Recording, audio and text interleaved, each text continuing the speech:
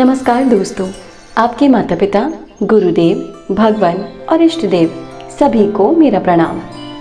एक समय की बात है कि राजा बब्रुवाहन महोदयपुर में राज करता था। वो राजा बड़ा धर्मात्मा और दयालु था। उसके राज्य में हरिदास विष्णु सेवक बड़ा ही तेजस्वी था। उसकी पत्नी भी बहुत सुशील और धर्मवती थी, जिसका नाम गुणवती था। हरिदास विष्णु सेवक बड़ा तपस्वी था। तदनुसार उसकी पत्नी श्री भगवान की भक्त और पतिव्रता थी। उसने सभी देवताओं के व्रत किए, परंतु धर्मराज की सेवा कभी नहीं की।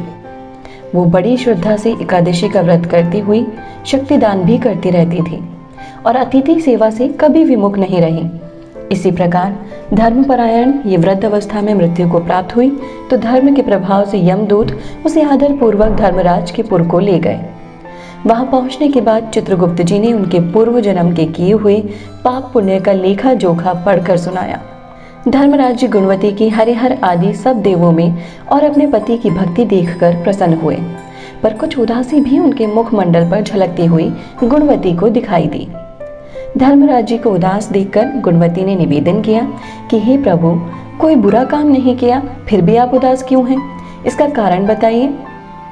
धर्मराज जी ने कहा, हे देवी, तुमने व्रत आदि से सभी देवों को संतुष्ट किया है, परंतु मेरे नाम से तुमने कुछ भी दान पुण्य नहीं किया। ये सुनकर गुणवती ने कहा, हे भगवान, मेरा अपराध क्षमा करें। मैं आपकी उपासना नहीं जानती थी। अब आप ही कृपा करके उपाय बताइए जिससे मनुष्य आपके प्रीति के पात्र बन सके। यदि मैं आपके भक्ति मार्ग को आपके मुख से श्रवण कर वापस मृत्यु लोक में जा सकूं और आपको संतुष्ट करने का उपाय करूंगी। धर्मराज ने कहा, सूर्य भगवान के उत्तर नारायण में जाते ही जो मकर संक्रांति आती है, उस दिन से मेरी पूजा शुरू करनी चाहिए। इस प्रकार साल भर मेरी कथा सुने और मेरी पूजा करें। इसमें कभी नागा नहीं करें।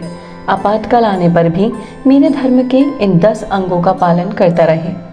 संतोषी और क्षमा भाव रखना, नियम द्वारा मन को वश में करना, किसी की वस्तु को नहीं चुराना, मन से स्त्री और पुरुषों से बचना, यानी मन की शुद्धि और शारीरिक शुद्धि, इंद्रियों को वश में रखना, बुद्धि की पवित्रता, यानी मन में बुरे विचार न आने देना, पाठ पूजा और कथा श्रवण करना, व्रत रखना और उसके अनुसार दान पुण्य करना, सत्य बोलना और क्रोध न करना। ये 10 धर्म के लक्षण हैं और मेरी कथा को नियम से सदा सुनता रहे, पढ़ता रहे और यथाशक्ति दान पुण्य और परोपकार करता रहे। जब साल भर बाद फिर मकर संक्रांति आए तब उद्यापन कर दे। सोने की या असमर्थ हो तो चांदी की मूर्ति बनवाए और किसी विद्वान ब्राह्मण के द्वारा पूजन हवन आदि करें। मूर्ति की प्राण प्रतिष्ठा करके पंचामृत से स्नान करा के षोडोपचार से उसकी पूजा करें। साथ में चित्रगुप्त जी की भी पूजा करें और सफेद काले तिलों के लड्डू का भोग लगाएं। हमारी पूर्ण पुष्टि के लिए ब्राह्मण को भी भोजन कराएं और बांस की छावरी में 5.25 सेर धान्य ज्वार जो मुक्ता तुल्य मानी जाती हैं, किसी मंदिर या ब्राह्मण को भेंट करें। स्वर्ग में चढ़ने के लिए सोने या चांदी की नसेनी धर्मराज मंदिर में दान करें। इसी के साथ ही सुंदर बनी हुई सैया, मुलायम गद्दा, रजाई और तकिया हो। इसके अलावा कंबल, पादुकाएं, लकड़ी या डंडा, लोटा, डोल 5 कपड़े भी धर्मराज के निमित्त और यदि समर्थ हो तो श्वेत, काली या लाल गाय चित्रगुप्त के निमित्त धर्मराज मंदिर में दान करें। गुणवती ने धर्मराज जी से प्रार्थना की कि हे प्रभु, यदि ऐसी बात है तो यमदूतों से मुझे छुड़वाकर फिर संसार में भेजिए, जिससे मैं आपकी कथा का प्रचार कर सकूं। भगवान धर्मराज जी ने गुणवती को भूलोक पर वापस जाने की स्वीकृति दे दी। उसी समय उसके मृत शरीर में पुनः प्राणों का संचार हो गया और उसके पुत्र कहने लगे, हमारी माता जी जीवित हो गई। इसके बाद गुणवती ने अपने पति और पुत्र आदि को सब बातें बताई जो धर्मराज जी ने मनुष्य के कल्याण के लिए कही थी। और गुणवती ने मकर संक्रांति से विधिवत उसने धर्मराज जी की प्रतिदिन पूजा और कथा आरंभ कर दी और स्वर्ग जाने के लिए दान पुण्य कर्म आदि भी आरंभ करने लगी। इस प्रकार गुणवती साल भर कथा सुनकर धर्म के 10 अंगों का पालन करके जब पुनः मृत्यु उपरांत वापस स्वर्ग में गई तो देवताओं ने गुणवती का आदर किया और सदा स्वर्गीय भोगों को भोगती रही।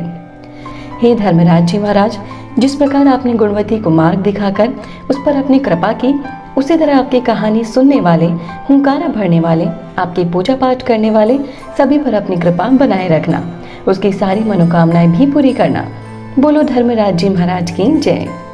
दोस्तों, अगर आपको ये वीडियो पसंद आया हो तो इसे लाइक करें, वीडियो को ज़्यादा से ज़्यादा शेयर करें और चैनल को सब्सक्राइब ज़रूर करें और नोटिफिकेशन बेल को भी ऑन कर लें, जिससे आगे आने वाले सभी वीडियोस आप देख पाएं। धन्यवाद।